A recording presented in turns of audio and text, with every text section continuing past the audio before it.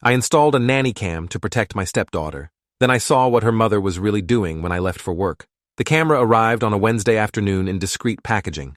I set it up in the living room bookshelf, disguised as a clock, angling it to capture the main area where my stepdaughter Iris spent most of her time after school. She was 7 years old with dark curls and her father's green eyes, and lately she'd been coming to breakfast with bruises she couldn't explain. My wife Simone said Iris was clumsy, always running into things, but something in my gut said otherwise. I'd been married to Simone for 8 months, and in that time, I'd watched Iris become quieter, more withdrawn, flinching when her mother moved too quickly near her. I connected the camera to my phone during my lunch break at the construction site, where I worked as a project manager. The app showed a clear view of our cream-colored couch, the coffee table, and the hallway leading to the bedrooms. Test recording worked perfectly. I felt guilty setting it up without telling Simone, but the bruises on Iris's arms last week had been shaped like fingers, and when I'd asked her about them, she'd looked at her mother with pure fear before mumbling something about falling off the monkey bars. The school had no record of any playground incident that day. That evening, I kissed them both goodbye at 6:30 in the morning like always. Simone was still in her robe, coffee in hand, looking beautiful and perfectly composed as usual. Iris sat at the kitchen table eating cereal, her small shoulders hunched forward. I ruffled her hair and told her to have a good day at school. She gave me a tiny smile that didn't reach her eyes. I walked out to my truck with my phone heavy in my pocket, already dreading what I might see when I checked the footage later. The morning passed slowly. I supervised the framing crew on a new residential build, reviewed material orders, and dealt with a permit issue that required 3 phone calls to resolve. But my mind kept drifting to that camera, to Iris's frightened eyes, to the bruises. Around 10:30 during a break, I pulled out my phone and opened the camera app. The live feed showed an empty living room. I scrolled back to 7:15, right after I'd left, and pressed play. Simone walked into frame, carrying her coffee mug. She set it down on the coffee table and called out for Iris. My stepdaughter appeared from the hallway, already dressed in her school uniform, backpack on her shoulders. Simone told her to come sit down. They needed to talk before school. Iris moved slowly, reluctantly, sitting on the edge of the couch. What happened next made my hands shake so badly I nearly dropped my phone. Simone's voice came through clearly. "Did you tell David about falling yesterday?" Iris nodded, her eyes on the floor. Simone leaned forward, her voice dropping to something cold and precise.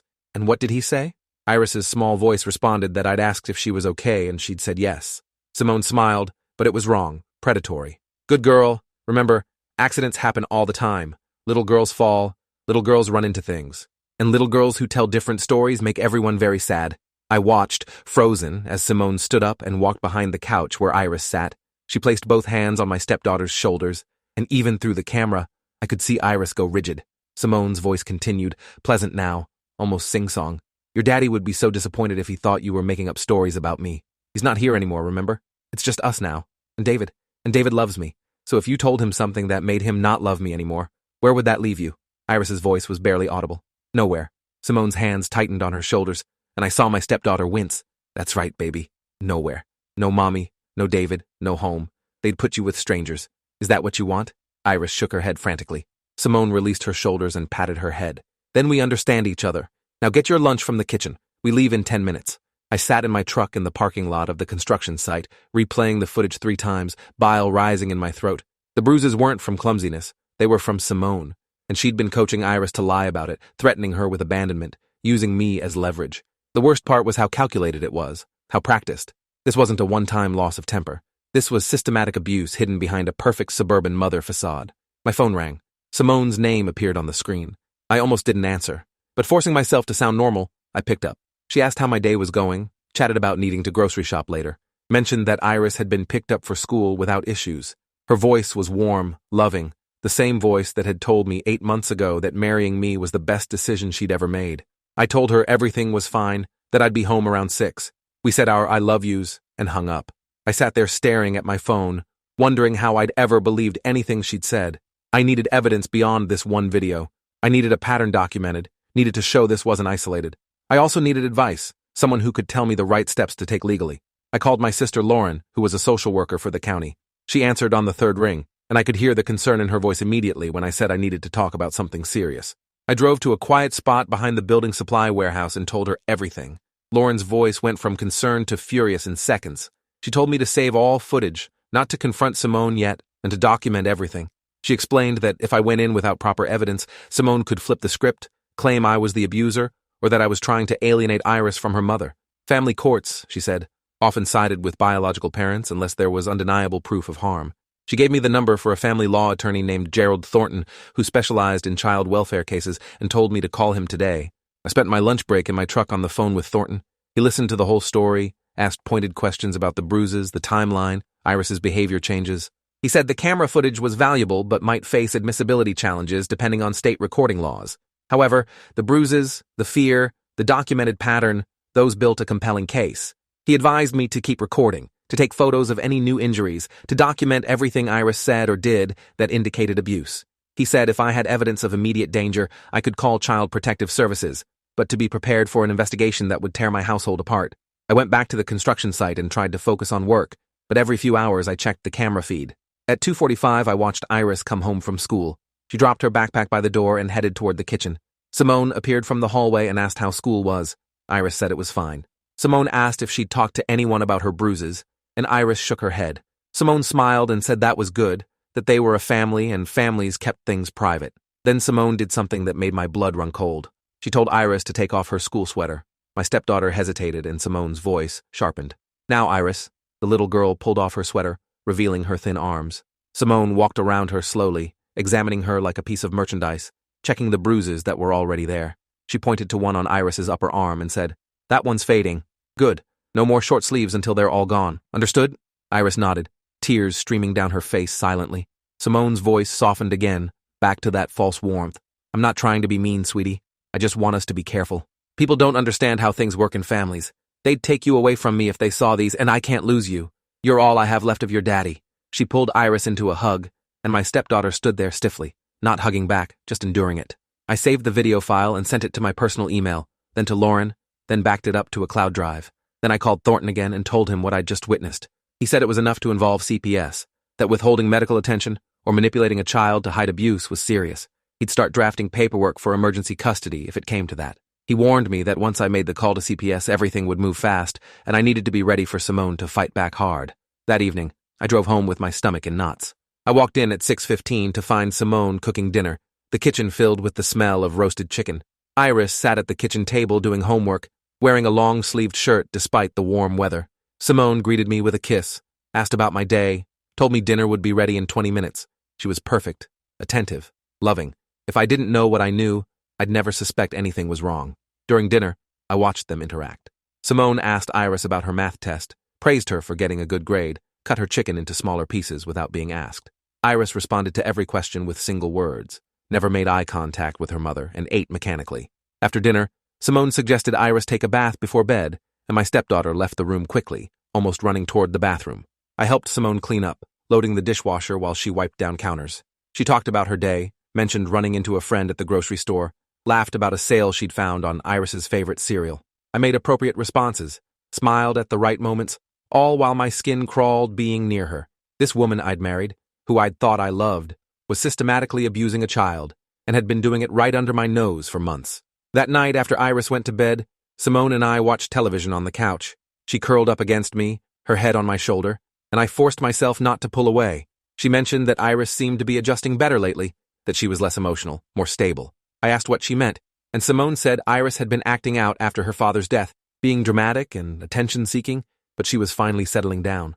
She credited our marriage with giving Iris stability. I nodded and said nothing, thinking about that little girl crying silently while her mother inspected her bruises. Over the next week, I documented everything. I checked the camera feed multiple times a day, saving every interaction between Simone and Iris.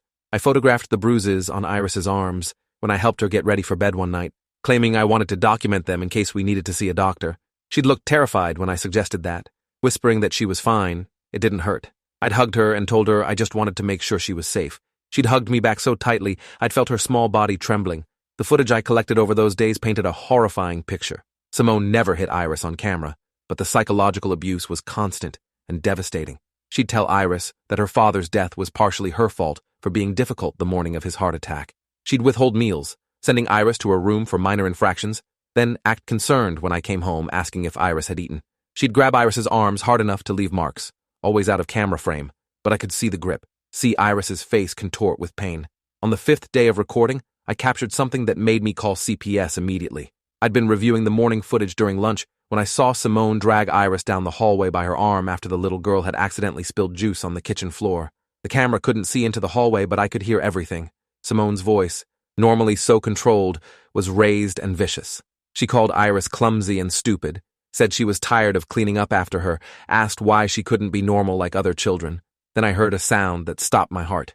A slap, sharp and unmistakable, followed by Iris crying and Simone telling her to shut up, that David would be home in 8 hours, and if he saw her with a red face, she'd better have a good story about falling.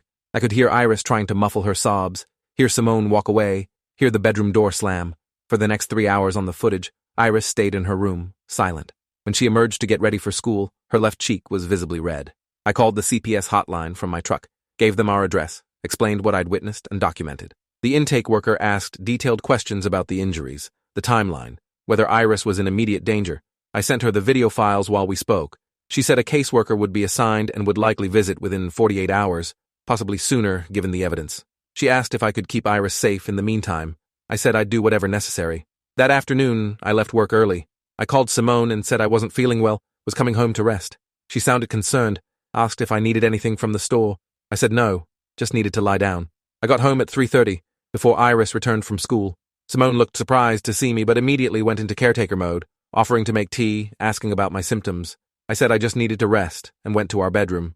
From the bedroom, I could hear everything in the living room through our thin walls. At 4, Iris came home. I heard Simone ask about school, heard the usual exchange. Then Simone's voice changed, became sharp. Did you tell anyone about this morning? Iris said no. Simone asked if she was sure, if any teachers had asked about her face. Iris insisted no one had noticed. Simone said good, that David was home early today, so they both needed to be on their best behavior. I opened the bedroom door and walked into the living room. Both of them looked up. Iris's face brightened slightly when she saw me, then fell when she remembered she was supposed to be neutral around her mother. Simone smiled warmly and asked if I was feeling better. I said I was, just needed a short break. I asked Iris how school was, and she gave me her usual one-word response. But when Simone wasn't looking, Iris's eyes met mine, and I saw desperation there, a silent plea I'd been too blind to recognize before. I made dinner that night, insisting Simone relax since I was feeling better. I watched her interact with Iris during the meal, saw how she controlled every aspect of the conversation, how she corrected Iris's posture, her eating habits, how she held her fork.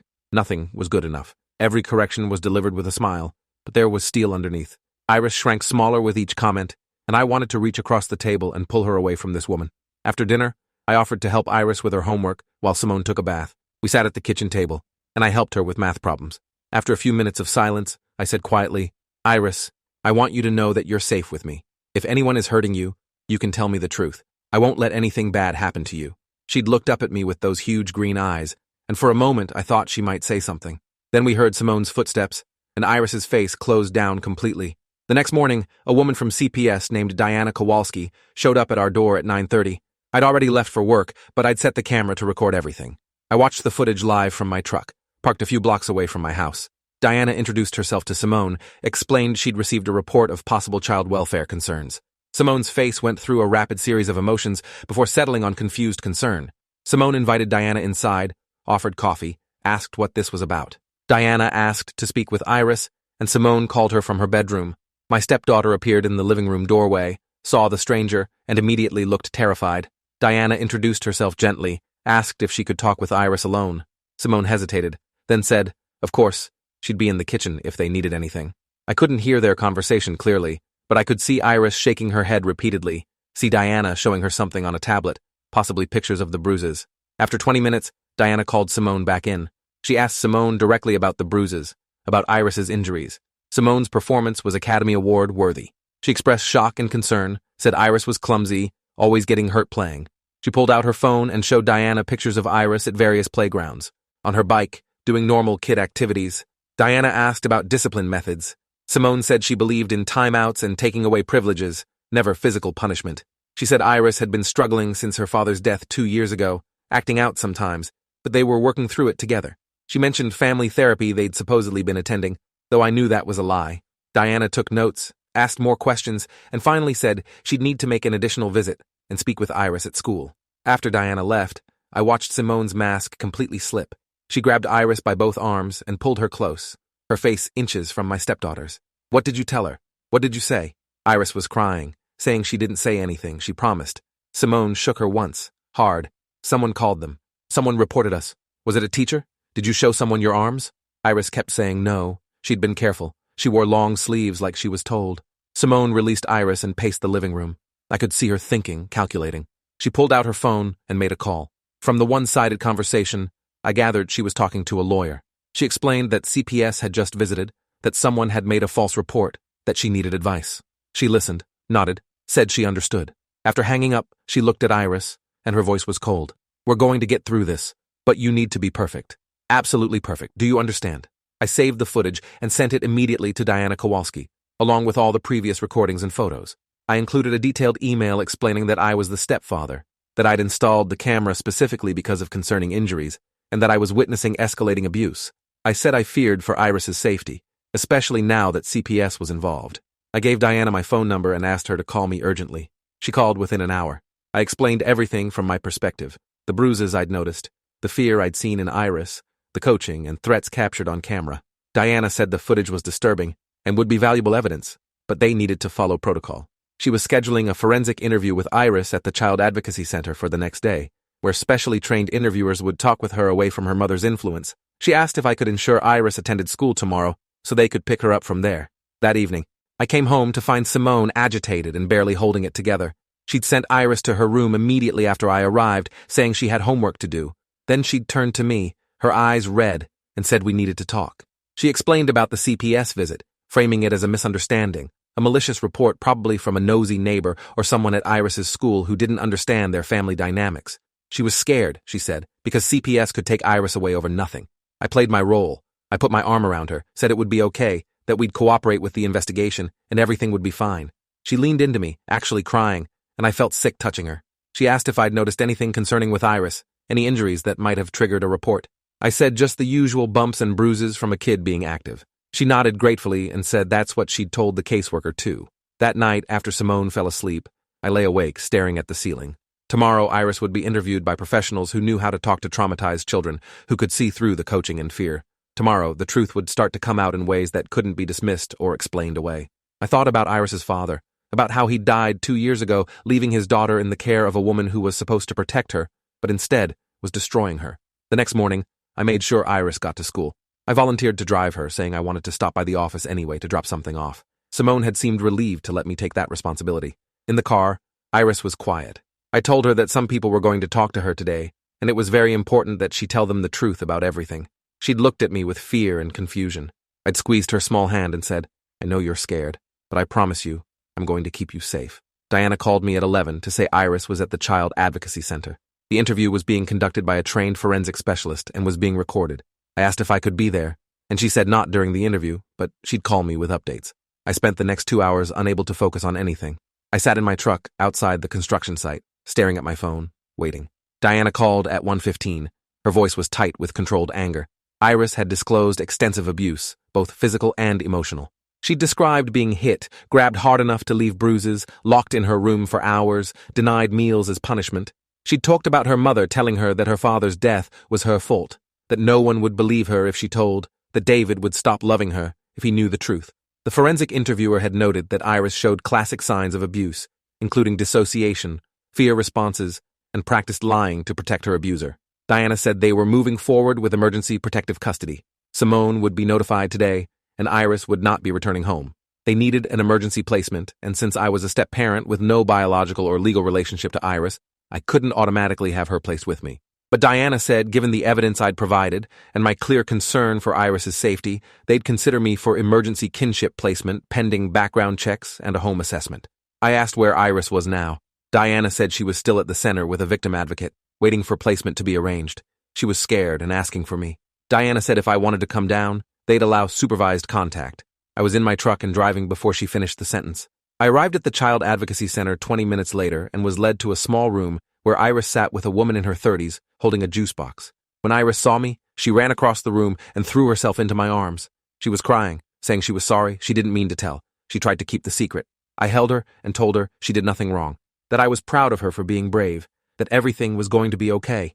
The advocate, whose name was Bethany, said Iris had been very strong during the interview.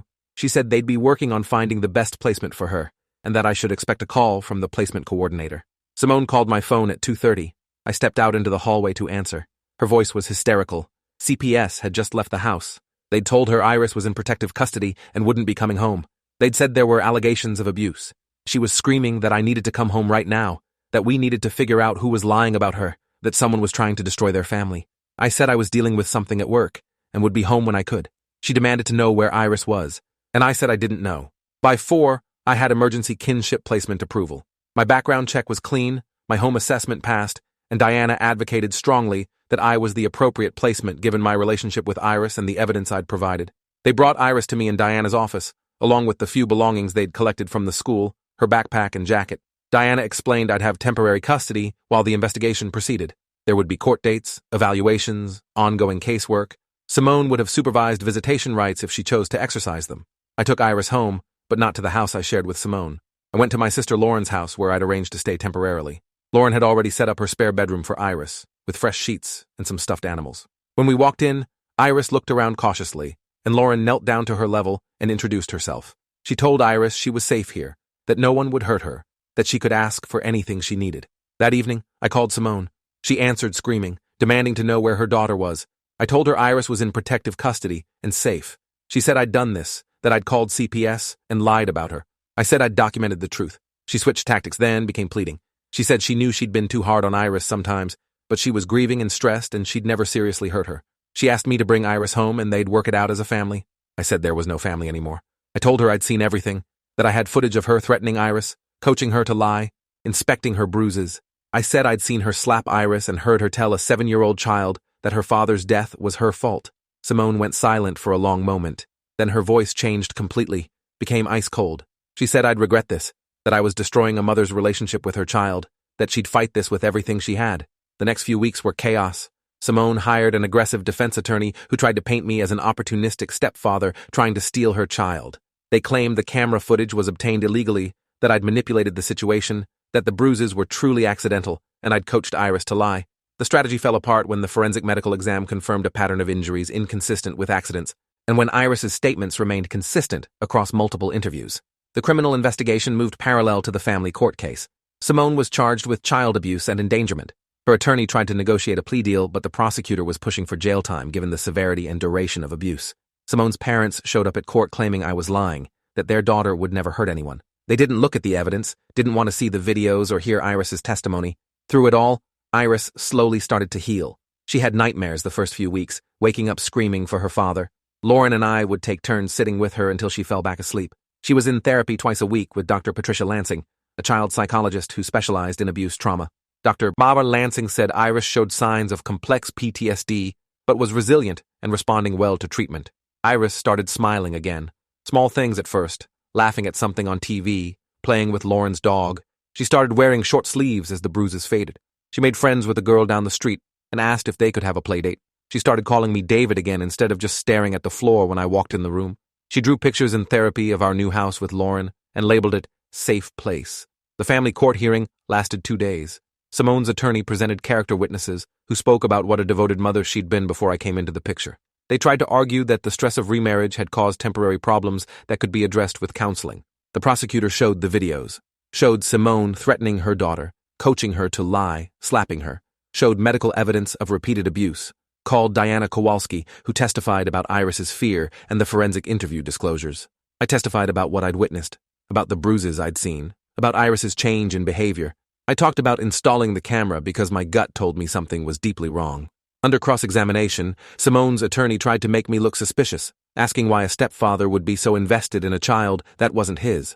I said because she was a 7-year-old little girl who deserved to be safe and loved, and someone needed to protect her since her mother wouldn't. The judge's ruling was decisive.